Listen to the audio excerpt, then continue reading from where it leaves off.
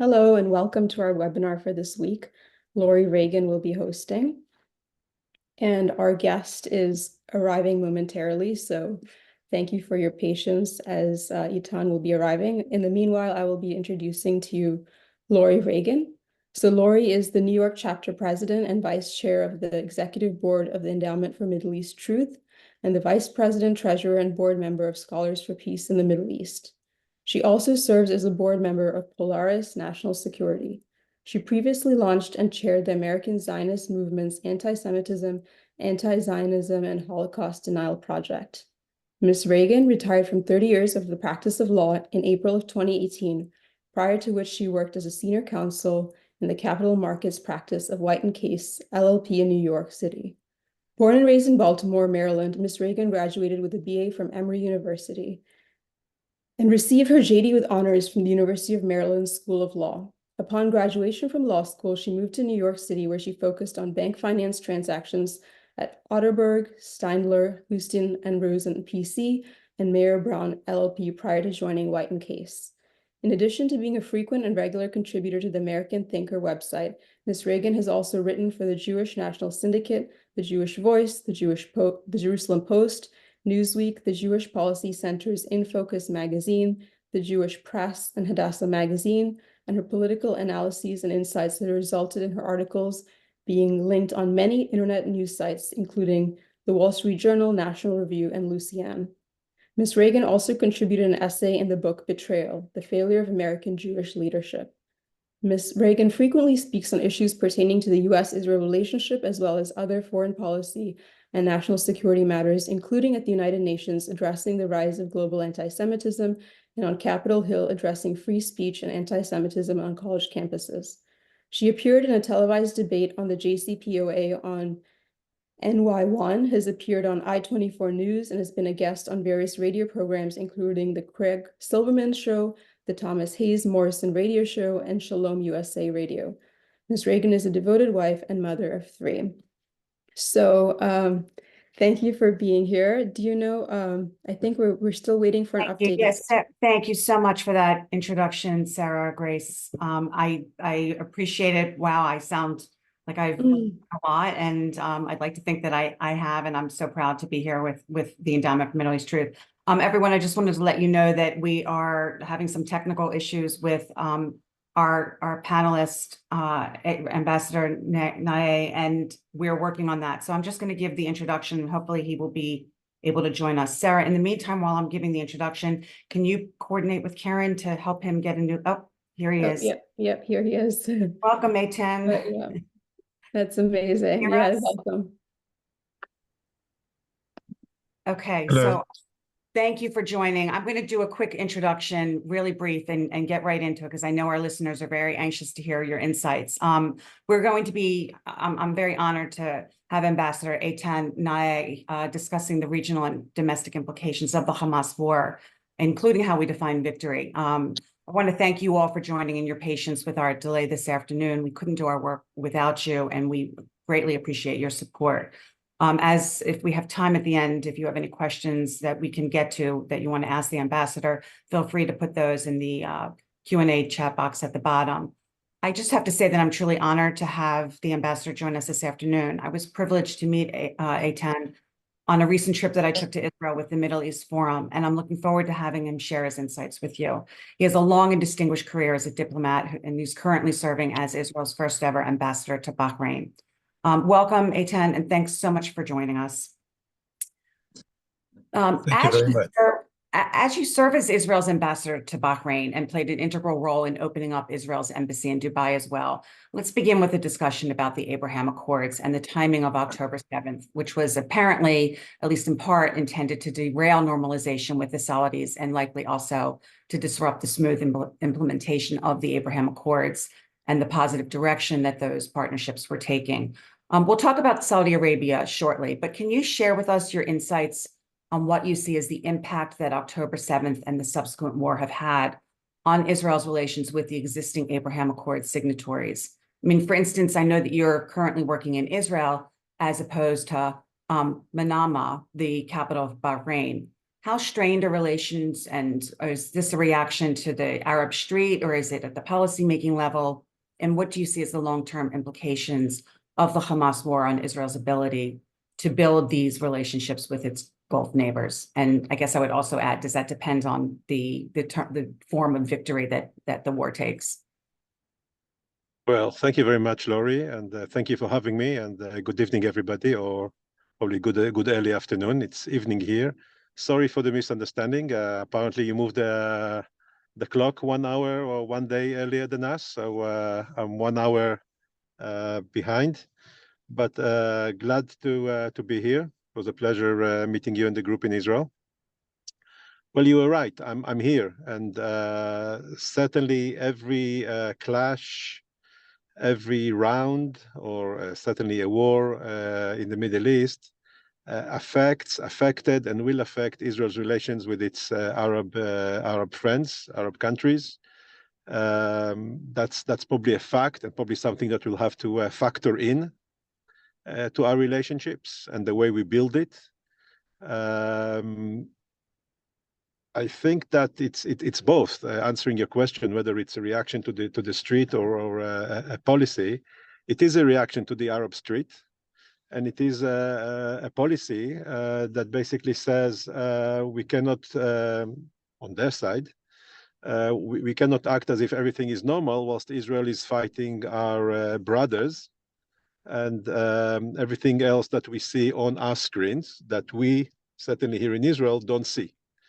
The same thing that the same way that they see filtered and sometimes skewed pictures on TV, the Israeli public also doesn't get everything. The same way the American public opinion didn't see everything during the Gulf War 1 and 2. You saw a lot of F-16s and F-18s taking off from American aircraft carriers. You saw a lot of missiles taking off and then landing here and there in Baghdad or everywhere else. But the picture that was broadcasted to the American public and the picture that is broadcast to the Israeli public were filtered. Countries at war, first of all, the Israeli television doesn't have an access to Gaza. Every entry of journalists to Gaza is, of course, closely protected, closely arranged. So we don't get the whole picture, but this is what we do get. Israel was attacked on October 7th. Going to sleep on Friday night, we thought that there is a ceasefire. We thought that Hamas is interested to better the living conditions of Gazans. We were in the process of approving certain economic projects, marine projects, Gaza Marine, which is a gas project, agriculture projects, water projects, giving licenses or given licenses to Palestinian workers to work inside Israel. And we thought that bettering the economic situation in Gaza is the prime target of Hamas at that particular time. And of course, on Saturday morning, we realized how wrong and erroneous we were.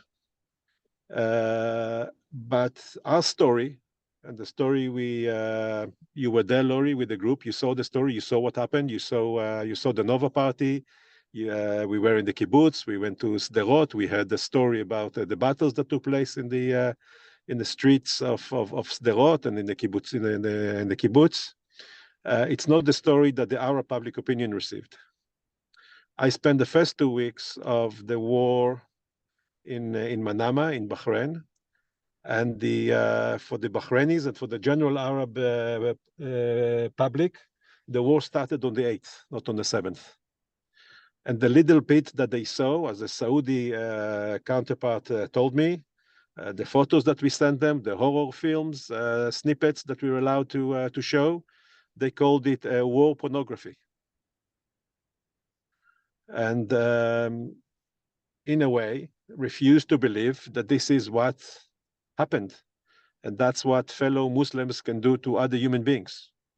So in a way, they kind of put a screen in front of themselves, not accepting, not believing what we were trying to say. There are still people who don't believe that this is really what happened. And therefore, our explanations fell on deaf ears, not because we don't know English, We do know a bit of English, not because we don't know how to explain, it's because the audience didn't want to listen.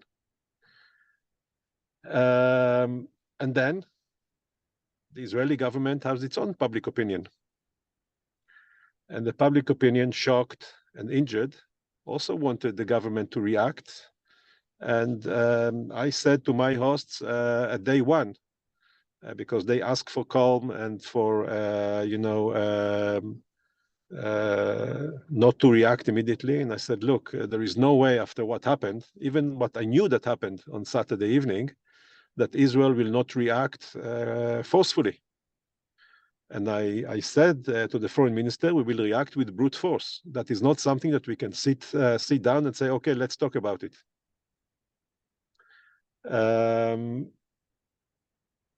I think that as an Israeli diplomat, and I'm thinking aloud here with you, because we are still processing everything and looking into the future, we have to factor in, as I said before, the fact that I don't think that the Arab public opinion can ever, not even in these circumstances, like the 7th of October, can ever justify an Israeli reaction, Israeli violent reaction, or an Israeli a reaction in a self-defense, which befit what we think should be our reaction. Take out Hamas and rid Gaza of Hamas capability to harm Israel again.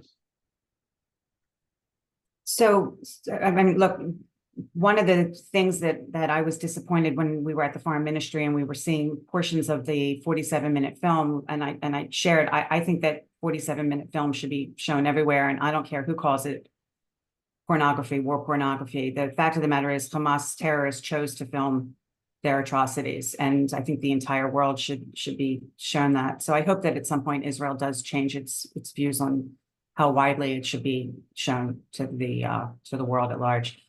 Where does the Saudis come into this, Eitan? It was my understanding that when President Trump was in office, the Saudi normalization agreement was on the 2-yard line, and Biden came in and reversed all of that and started treating the Saudis more as a pariah due to the Khashoggi killing or whatever excuse they had for that. But then they sort of changed their minds again when they realized they needed Saudi oil 2 years into the Biden administration and started talking about normalization with Israel and took it upon themselves to throw in all of these requirements, one of which was a Palestinian state. That was not a Saudi requirement. That was a Biden administration requirement. And we'll talk about a Palestinian state in a couple minutes. But where do you think the Saudis are in all of this? Is it the same across all of the Gulf nations? Or the Saudis thinking, okay, when this is over, Israel's going to win and we're going to normalize relationships with them, and they just aren't going to say it out loud right now? Look, the war has now been going on for 5 months. I think that everybody was shocked, that we were surprised in such a way. So I think that the shock waves went through the entire Middle East. And I'm talking about the regimes. I'm talking about the governments. I'm talking about the rulers, from the Crown Prince of Saudi Arabia to the President of Egypt, to the King of Morocco, or to the King of Bahrain, or the President of the UAE, etc. Nobody wants to see Hamas win. Nobody wants to see the Muslim Brotherhood win, other than Hezbollah, Iran, and its obviously proxies. I think that the Saudis looked at it as a direct hit at their efforts to stabilize the Middle East and to normalize relationships with Israel. They know where the head of the snake is. They may hope, yeah. And I think that everybody hoped that Israel can, with its mighty capabilities, simply go in and finish Hamas off within weeks. It's not so easy. What we see in Gaza is an unprecedented type of a warfare, none that was met by any other Western army, not in Vietnam, where the Viet Cong used tunnels, and not anywhere else, not in Fallujah, not in Iraq or in Afghanistan. And of course, we have committed ourselves. We are, of course, committed to the international law, so we cannot come in with full force, flatten the place, and that's it. We are moving carefully. We also don't want to bear heavy losses to our forces. It's our sons and daughters there. So it takes a long time to uproot Hamas and to take out their military capabilities, which they built, sometimes under our noses, deep underground. Communication centers, command and control centers, tunnels that can take cars. You can drive through these tunnels from north to south. Attack tunnels, arms depots. Almost every flat that our soldiers go into, or a school, or a nursery, or a hospital. Sometimes we have to go back to hospitals, like Shifa last night in Gaza, used as terror base, as a basis for Hamas terrorists, or we found RPGs and bombs under children's beds, in children's bedrooms. Now, we all tend to think that terror comes from the poor, that they have nothing to eat, that they're so desperate that they turn to terror. But we found the terrorists also in the rich neighborhoods, beautiful villas with swimming pools and spas, and the huge bedrooms, and under the beds, RPGs, children's beds, RPGs, or a staircase that takes you off. You lift the bed and you go down and you're in a tunnel, one of the entry or exit points. I mean, thousands of entries and exits from tunnels, 800 kilometers that we know of so far of tunnels, 3 times the London Underground. So it's very elaborate and intricate system of 3 dimensions or 4 dimensions, above the ground and underground.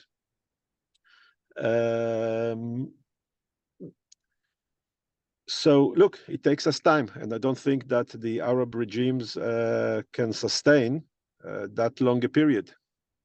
And hence their calls for ceasefire, because I think they see mounting public pressure.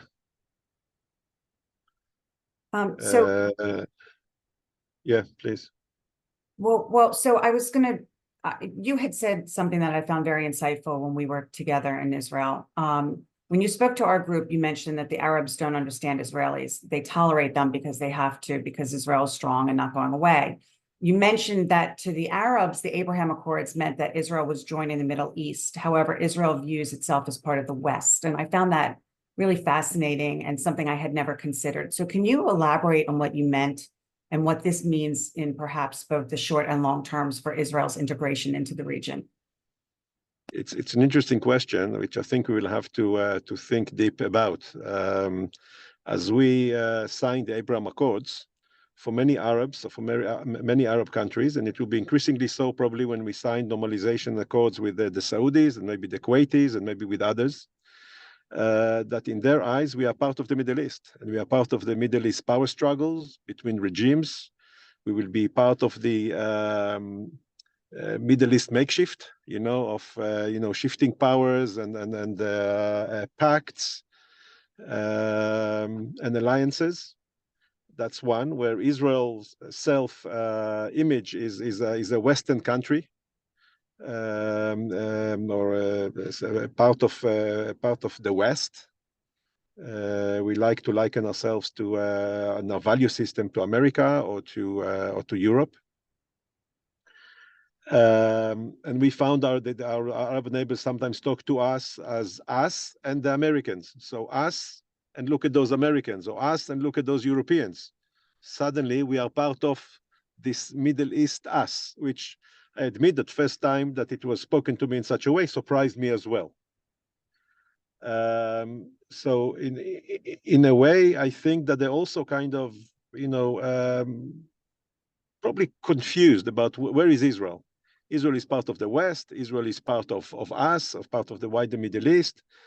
Of course, they want a strong Israel. Not only do they want a strong Israel, they also want a strong alliance between Israel and America, because that's a reassurance for them. And any American administration that shows and continue to show the strong alliance between Israel and America It's not just strengthening Israel and American policy in the Middle East, but also strengthening the Arab allies of America and Israel. So that's very important to continue to maintain. Strong relationships between Israel and America are guaranteed not just now for Israel's security and American national interest, but also for the Arab neighbors, certainly those who signed the Abraham Accords. They certainly look at our relationships in such a way. It's now part of the bigger picture. They always knew that Israel and America have strong relationships, but they didn't have a relationship with Israel, certainly not the Gulf countries or Morocco. Now they look at it and they say it's Israel is part of us. So everything that hurts Israel, in a way, hurts us. And here is the tension. In one hand, we want a strong Israel. On the other hand, a strong Israel, an Israel that hits Hamas and the Palestinians very hard, does awaken our public opinion and put us again in danger. So here is a danger, here is a risk, and here is a risk, and we're there in between. And hence this tension between hit Hamas as hard as you can, but try not to kill Palestinians in the process, which is hard, which is very hard. Oh, it's an untenable situation for Israel. And let's talk about a Palestinian state, because it's something that we're hearing quite often, shockingly, from the Biden-Harris administration. And David Cameron in the UK has been talking about it. And there's no indication that the Palestinians, there has never been, and certainly not after 10/7, that the Palestinians not only are intending on living peacefully side by side with Israel, but that they have the infrastructure that's required for a nation state. And during my time in Israel, speaking with you and people left, right, center, members of the Knesset, regional commanders, soldiers, everyday citizens, there was a uniform consensus that any discussion of a Palestinian state was insane. And that's putting it mildly. So it's kind of mind-boggling to hear Democrats in the US Congress and the Biden administration and UK and other parts of the EU talking about this after the massacre. So as a diplomat, I know you have to be diplomatic in your response, but can you give our listeners a sense of what Israelis think about this and how they're going to deal with the pressure from the international community in creating a Palestinian state? And this goes to something that you just said. I mean, to me, this is kind of putting daylight between the US and Israel. And when you do that, it empowers Israel's enemies. And talking a Palestinian state just bolsters Hamas, strengthens its resolve, and rewards it.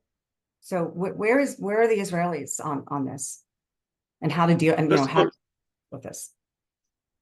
Well, I don't think there is a daylight between Israel and the US. We both want to see Hamas hit hard. We don't want to see Hamas win, and I think nobody in this region, other than those I said, Iran and its proxies, want to see Hamas win.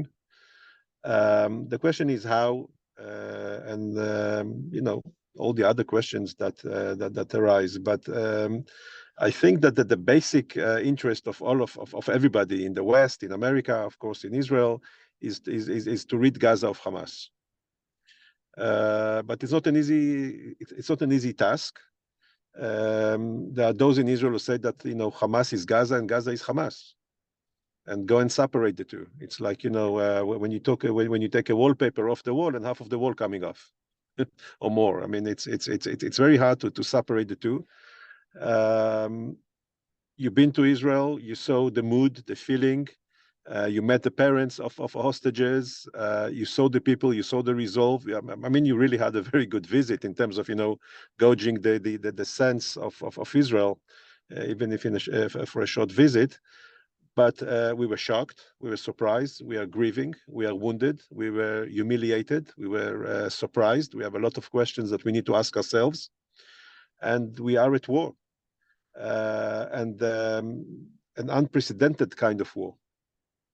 That we may not be used to, or that the West is not used to, and a war that is hard to stomach, because Hamas chose the battlefield, and it chose the way it fights, and it does involve, deliberately so, a lot of civilians, and it's not something that is done happily.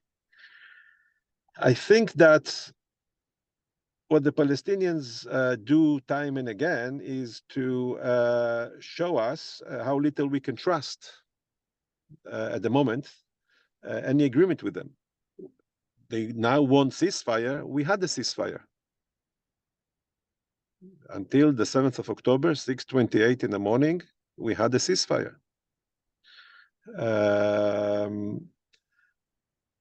And we did really think, a lot of us, a lot of the military commanders, the government led the policy under the assumption, wrong concept that Hamas is A, deterred, B, is busy making the life of Gazans better for its own benefits as well. I think that the 7th of October shocked the Israelis so much that it puts into question how much we are ready to trust the Palestinians, certainly those living in Gaza, and whatever comes out of Gaza. There are still tens of thousands of Israelis that are not yet back at home, communities that were shattered. You visited at least one or two of them. There are also tens of thousands of people from the north who are still away from home. And my sister, by the way, included, and she asked me as if I know when she can go home. She can't, and I don't know when she can. Her daughters, 3 grandchildren. So, and that's unprecedented. The last time it happened was in 1948. Hardly anybody here remembers that. So to talk to Israelis now about, let's start talks about the Palestinian state, I sense that from the public opinion point of view, and therefore from a political point of view, it's impossible. Can we talk about it long term, someday, when the sun shines again over the Middle East? Probably. But it's too early as far as the public opinion, if you were in Israel, I think that you saw very little difference, really, maybe nuanced difference between what Israelis say today about Gaza or about the Palestinian state. The West repeats the slogan of a Palestinian two-state solution, 1967, Jerusalem as the capital, East Jerusalem as the capital of Palestine. I'm not sure that under the new conditions in the Middle East, the consequences, the implications were deeply assessed. It feels, in the eyes of the Israeli public opinion, that people repeat that slogan without really analyzing it too deep. I saw a hearing in Congress, and it was interesting. I had a congressman, a Jewish congressman who lost 2 of his legs, I think either in Iraq or Afghanistan, questioning an American diplomat, senior diplomat, and he asked, did you analyze deeply the consequences and implications of a Palestinian state now? Now, it's not an American congressman who says it. It's not an Israeli diplomat who says it. The Palestinian Authority president, Mahmoud Abbas, just appointed a new prime minister, and he was heavily criticized by Hamas. And he answered back, and he said, who do you want to appoint the next prime minister, the Palestinian prime minister? Iran? Yeah. So I think that it's too early. I think that we have to make sure first that we have to prioritize, and we have to make sure first that Hamas is defeated and stops being a threatening force, that its military capabilities and its threatening military capabilities will be gotten rid of, and that's what our military forces do as we speak. I keep getting messages on the screen, what's happening now in Gaza. I think that the Israeli public opinion, if you run a quick poll among the Israelis, and the question is one, is it too early to talk about a Palestinian state? Overwhelmingly will answer yes. Yeah, I mean, that was, as I said, the general consensus to me was that there was not one Israeli that I met with, and it didn't matter their political point of view. It was just insane to even talk about. But there's also international pressure, Eitan, from, not just over a Palestinian state, but, the calls for the constant ceasefire, which you pointed out existed the day prior. We've got international pressure for the humanitarian aid to the Gazans, and now we've got the U.S. bringing in the Qataris to build this pier, which is insane in my view, since the Qataris have funded Hamas and been a Hamas ally and are harboring Hamas terrorists. There's calls to limit Rafah incursion. There's threats of war crimes, trials at the International Court of Justice, UN resolutions condemning Israel's war efforts and the like. Part of the problem, I think, for Israel is its dependence on the U.S. And a constant theme that I heard from many government officials when I was there, with whom we had met, was the need to change that dependence in the coming years. I think that we're seeing the bipartisan support that Israel had traditionally held in the U.S. that's now splintering, and the Democrat Party is moving away from Israel. So do Israelis understand the nature of the changing relationship with the U.S.? We discussed the fact that there really isn't daylight, but at the same time, I think that we are seeing trends that are changing. And is the war cabinet, that's the unity war cabinet currently in place, able to withstand all this international pressure? And do Israeli politicians understand the changing nature of the West and what it needs to do, what Israel needs to do to become more independent, I guess? Well, I think you raised quite a few questions. First of all, let's talk about war in the modern era. We all, my generation, grew. We considered, baby boomers. Most of us, I don't know the average age of those watching us, but I was born in 1963, still considered a baby boomer, and we grew up on the story. We're the same age. Sorry. Sorry. I said, as was I. We're the same age. 63. Well, it was a good year, but we all been fed with the stories of World War II, the Allies, and then from the West, and the Russians from the East, and then with the columns of tanks and infantry, and the Air Force above, moving on to Berlin, taking Berlin took more than 5 years, and a total victory and a total defeat of Nazi Germany, and a ceremonious surrender of Nazi forces and later on Japanese forces. And that was, I think, one of the last modern, pre-modern warfares. Vietnam, I think, in the eyes of the West, was probably one of the last wars where the public at home saw the horrors of war. I think American television brought the war into every screen, TV screen in America. And the photo that we all remember is that girl that runs naked, burnt all over from American bombings. I still, since then, Western democracies cannot stomach such wars and the price of war in terms of public opinion and public support to Western democracies. That's one. The definition of victory, total victory, is a strategic victory, a victory, operational victory. There are four different things. The surrender of Nazi Germany and Japan was a total victory, a total defeat of the Nazis in Japan, and a total victory, total surrender. Since then, when was a war where the other country not just been defeated in the battlefield, but the regime has changed, both in Japan and Germany. New constitutions were written. When since we saw such wars and such victories? So when we talk about victory over Hamas, what kind of victory we are talking about?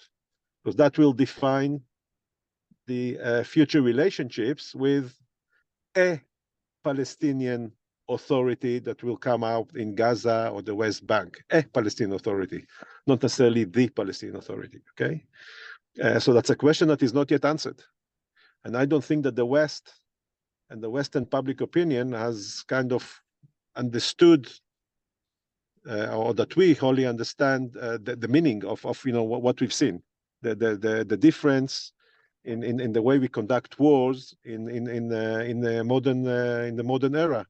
Not just with TV cameras, CBS, CNN, Al Jazeera, Al Arabiya, Sky News, BBC, whatever, but with everybody with a cell phone who broadcasts to their to their followers, and then can send the video clip to TV stations all over the world within few clicks. So the nature of war changed. The public opinion and its ability to fathom the horrors of war and what it brings changed. And the West moved on. We still live here in the Middle East, somewhat, at the back. We still have to, maybe not fight army versus army, but certainly asymmetric wars against terror organizations. When America fought such wars, either in Afghanistan or Iraq, it was far away from home. And what would have been considered there a victory? Was there a victory in Iraq or Afghanistan? What are we asking Israel to do now? To allow Hamas to rebuild itself? We left parts of Gaza that we entered and tried to clean it off Hamas. They came back. Do we, as the West, as Israelis, Americans, British, Japanese, Saudis, want Hamas back in Gaza after we finish? What does it mean?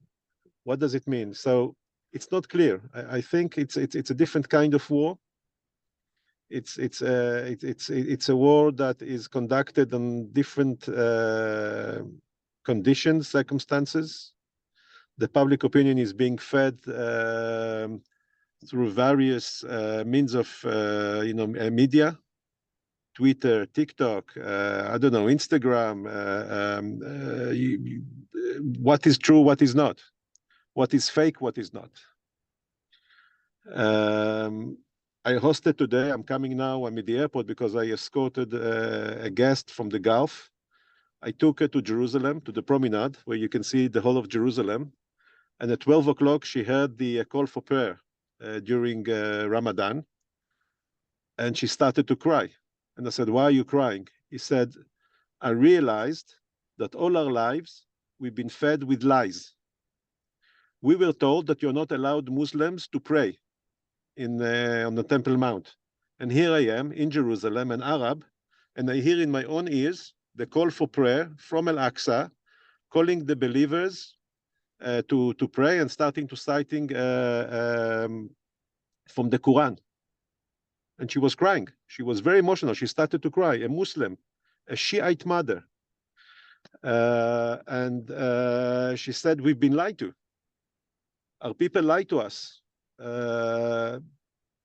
She saw two Arab women wearing hijab in the street, and she said, oh, there are two Arab women wearing hijab. I said, yes. She said, but nobody beats them up. It's very different. I'm sure it's the same for a lot of people in the West, in America, in American campuses, in Britain, and all over the world. It's very hard to understand what's going on. One of the things that you had shared with me was that the notion that the strength of a society is an important component of national security. And when we were in Israel several weeks ago together, you concluded that October 7th proved that Israeli civil society is strong. Do you adhere to that now that anti-Bibi protests are starting again? And I mean, Chuck Schumer's abhorrent speech on the Senate floor calling for Bibi to be replaced is like something we would expect he would do with a third world banana republic. And I would hope that Israelis were as equally appalled when they saw that speech. So do you continue to have faith in the strength of Israeli civil society as this war proceeds, and it's not going to be over as quickly as perhaps the West and the international community had hoped? I have strong views and optimism about the future of Israel-America relationships. I think that the differences between us are not that big, and that those kind of differences existed between America and Britain when it came to the conducting the war in Iraq or even in Afghanistan. It's natural. People from different places see things a bit differently, with different political circumstances, and political pressures. So I think that we shouldn't take that too far. Of course, there should be and will be differences always, But America is a very strong ally of Israel, and I think it will continue to be so. We share the same goals, the same strategic interests, and the same value system, which is very important. That's one. Two, I think that whether in America or Israel, what I see in Israel is a very strong civic society. I think that if we had doubts about the strength of Israel and Israeli civic society, they completely disappeared, as I told you, after October 7th. And the soldiers themselves in Gaza, when they sit together in the tank, they don't ask each other which party you vote for, or they fight together. And we carry the burden together. I saw the civic society, various organizations doing a lot of things as they should. That's why democracies are defined by the civic societies, and they're non-governmental organizations that fulfill a lot of tasks, helping each other, what we call in Hebrew, arvut hadadit. We lean on each other, we rely on each other. I see now strong kibbutz communities hosting communities that had to evacuate, whether from the south or from the north. I visited such a kibbutz 2 weeks ago. They brought in a whole kibbutz into their fold and put them in homes and rearrange the kibbutz to be able to absorb another community, a few hundred people. That's not easy to anybody. I saw the civil society doing really amazing things. So whatever is the political opinion and whatever the political differences between us, I think that the basic bond that binds us together is still stronger than any outside pressure and internal pressure. And this is what I meant when I told you that the Arabs don't understand Israel. They think that those arguments are a weakness, that those differences are a weakness, as if any society can be a unison society without any differences between different parts of people who came from very different backgrounds, very different, sometimes religious, within Judaism, the religious schools, religious denominations, and still, when we face such challenge, we all come together. And yes, sometimes the media likes to emphasize the differences, but look at us. I'm in Tel Aviv now. There is war, but life continues, and I think that's the best victory. People going back to the cinemas in Sderot. The cinema is open. You've been to Sderot. It was an empty city. School are back. Children are back in school. They celebrate Purim. They reopened the cinema and the local shopping center. So life slowly are going back to normal. Slowly, the communities in the south are coming back. It will take some more time. They have to rebuild. They will build a better, stronger communities. And I think this is a strength, that even though we were beaten hard, and we were slapped very hard, we came back twice as stronger than before, I think. And yes, we will continue to argue, don't worry. We will continue to demonstrate. There will be demonstrations in Israel. Come the spring and summer, you'll see more demonstrations. There are hard feelings in Israel. There are hard questions we have to ask. Our political masters, our military masters, it has to be answered. And usually the answer comes, it is translated into politics. It happened in 1973. And it will happen again, I'm sure. How? I don't know. I can't predict, but I see it as a strength. One of the things that I really appreciate about speaking with you, Eitan, is that you're very positive. I picked that up immediately when I was in Israel with you, and I think it's good for our listeners to hear that as well, because the things that we're hearing here in the U.S. can really bog you down and make you quite depressed. I also want to add that one of the things that I wrote about when I got home, I quoted a soldier who met with us, and he shared that victory is not necessarily going to be defined about, with what happens on the battlefield, but also in what happens at home. And when the music festivals start again and the children are back in school and the things that you just discussed, I'm happy to hear that Sderot is back to life, because it felt somewhat like a ghost town when we were there. One last question of mine before I turn to the audience questions. And we've been talking about the domestic situation in Israel, but we haven't talked about the Arab community there. And I've noticed, and when I was there, people also commented on that it's the Arab community within Israel. The Israeli Arabs have been quiet since 10/7, generally speaking. There have been no uprisings from them. What are your thoughts on that? And given that I'm one of these paranoid people who believes, you burn me once, shame on you, you burn me twice, shame on me, could this too be a ruse, the way Hamas had sort of quietly allowed or led Israelis to believe that they wanted to continue the ceasefire and live in peace? Is there going to be another foot to drop, perhaps maybe even in Judea and Samaria, or do you think that the Arab community will remain calm within Israel during this time? I can tell you what I see now. I don't know what will happen tomorrow, but I can tell you what I see now, and I'll continue to strengthen your optimism or your belief in optimistic views. We are in the second week of Ramadan. And Hamas so far, and Iran, has failed miserably. Miserably. It's quiet in Jerusalem. It's quiet. They really tried hard to inflame Jerusalem and Temple Mount. I don't know what will happen tomorrow. I don't know what will happen on Friday.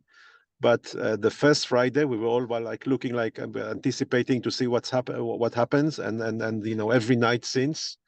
I was in Jerusalem. I'm just coming back from Jerusalem. Quiet. Hamas tried and failed. They failed twice. They failed in taking the Israeli Arabs out to the streets. They stayed at home. They were also shocked. They also absorbing and kind of chewing on what happened. 40 Arab Muslims were murdered by Hamas, not by coincidence, not by mistake. They saw the woman wearing a hijab and still shot her and her husband in the car. They arrested that East Jerusalem Arab in the Nova party and executed him. And if you look at his social media, there's a lot of photos there of him and with the Al-Aqsa and the Dome of the Rock in the background. He spoke to them in Arabic. He told them that he's from East Jerusalem. They executed him. The same way they executed the Israeli Jews. They took captive some Bedouins who were working from Rahat, who were working for one of the kibbutzim. There was a young girl there. I don't know what happened to her, but I don't think she was treated that nice. I know that she came back distraught.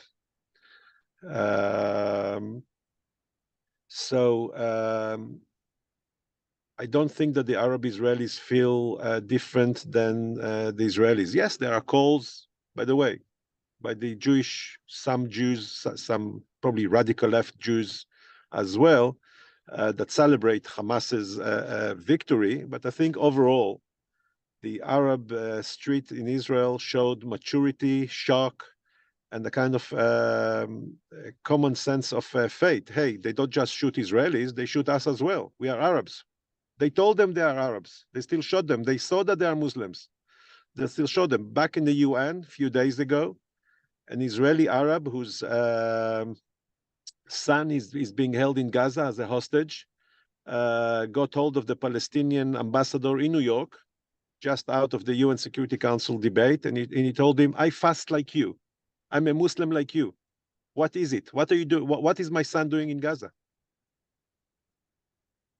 So if Hamas look at the Arab Israelis as Israelis first, why should the Arab Israelis look at themselves as in any different way? So first failure of Hamas. Second is the West Bank. Yes, there is increase in terror. but it doesn't take more than 200 people to give us a sense of, there is terror everywhere, everybody with a knife or a gun. But all in all, it's not yet a second. It's not a second intifada. Not yet. Not as we speak. Okay, let's be cautious. I don't know what will be tomorrow, and I don't want to pretend I know what will happen tomorrow. But so far, knock knock, it's quiet. So twice. So they didn't understand the Israeli Jewish street. They don't understand the Israeli Arab street. They failed with the West Bank Arabs. They were attacked very harshly by Mahmoud Abbas and the PLO. And I think that the Palestinians in the West Bank see very well what's happening to Gaza. I don't think they have a specific appetite to see the same thing happens to them. I think they can see the stupidity and the reckless irresponsibility that's shown by Hamas to human life in general and to their own people in particular. And they have no appetite to experience it themselves. Important point. So cautiously, I think we are the situation. Let's be very cautious, okay? I'm now treading very carefully, choosing my words. The situation is not as bad as it seems. No, I as I said, I appreciate hearing your viewpoint. I give a lot of credence to your insights on this. We just have a couple minutes left, so I'm going to try to hit on some of the audience questions. Somebody asked, diplomatically, how difficult will it be for Israel to go into Rafah? It's a good question. I don't know the answer. We are sending Ron Dermer and the head of the National Security Council to Washington, and the Minister of Defense is on his way to Washington as well to discuss Rafah and whatever there is to discuss about Rafah. It is a sensitive issue. One of the precedents that we found ourselves in, or may find ourselves within, is that we as Israelis, and me as a diplomat, 33 years in the Foreign Office, we always looked at the what we call the legitimacy clock. Are we in the red or are we in the green? And if we get closer to the red, the world is against us. And I think for the first time, national security interests may surpass legitimacy, meaning will be more important than how legitimate in the eyes of the rest of the world is our action.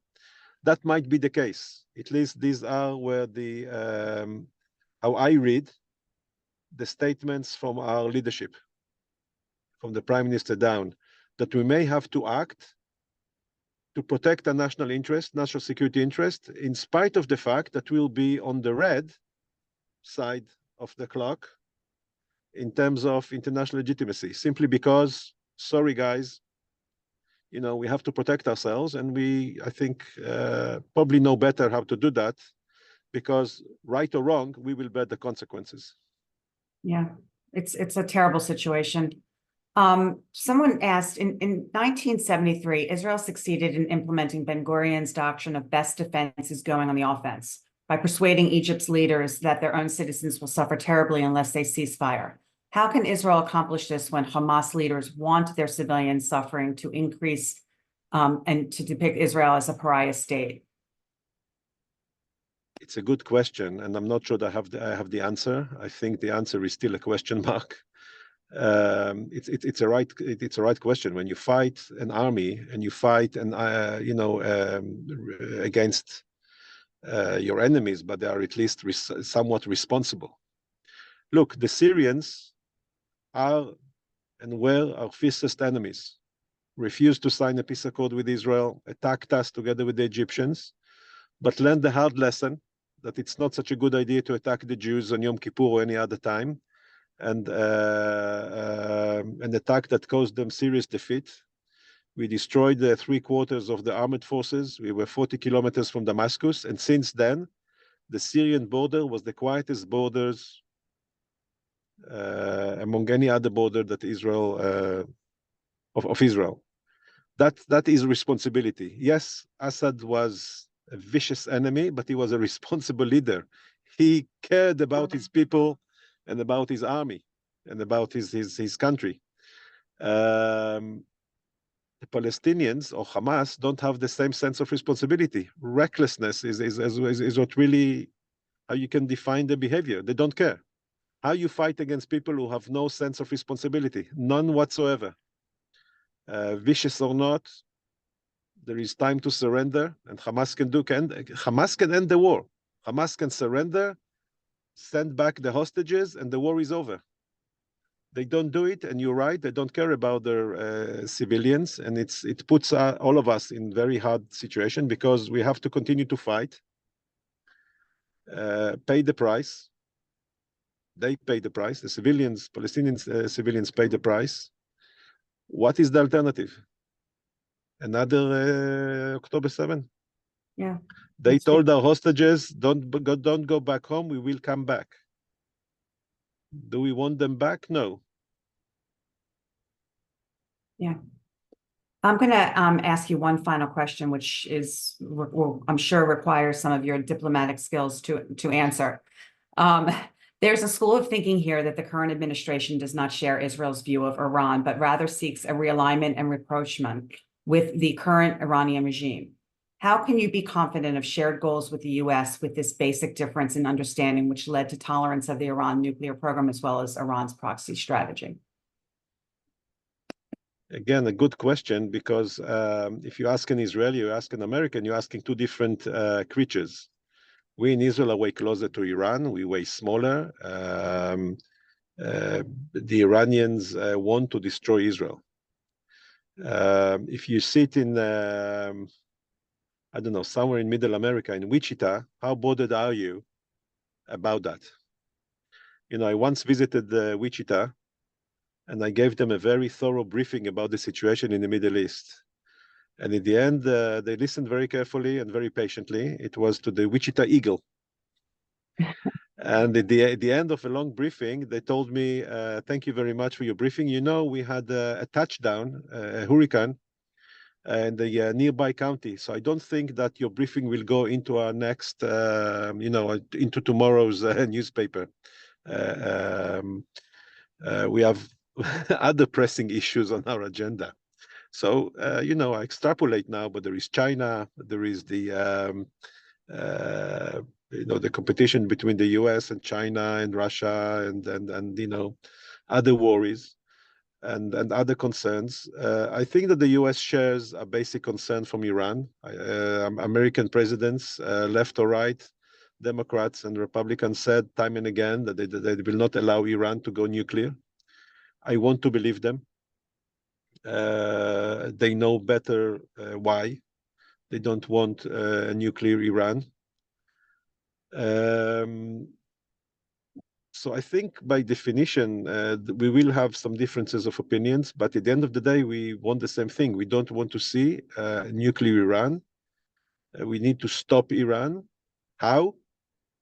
It's a matter of capabilities, and it's a matter of sometimes where you sit is where you stand.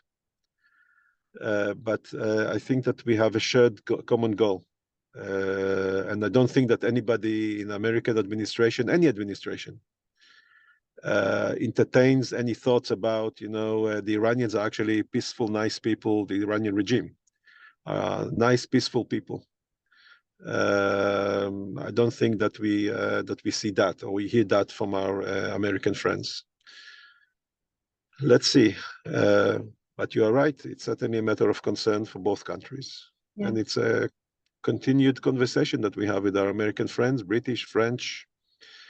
Nobody has any illusions about Iran and its the danger it poses. You saw it in Ukraine. The Europeans saw it in Ukraine. We spoke about missiles and drones, and suddenly those missiles and drones falls very close to NATO borders. Yeah, it's complicated.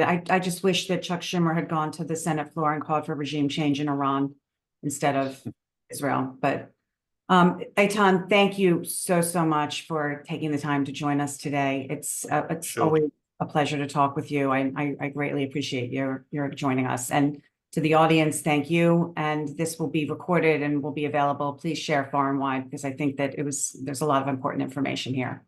Wishing everyone Just a one, yes. just one request, if quoted, not by name. Do you want, okay, we'll talk afterwards. I'll reach out to you. But okay. Please do not quote the ambassador. Thank you. By name. Thank you Bye-bye. very much. A pleasure being with you. Thank you for the opportunity. Thank you. Good evening.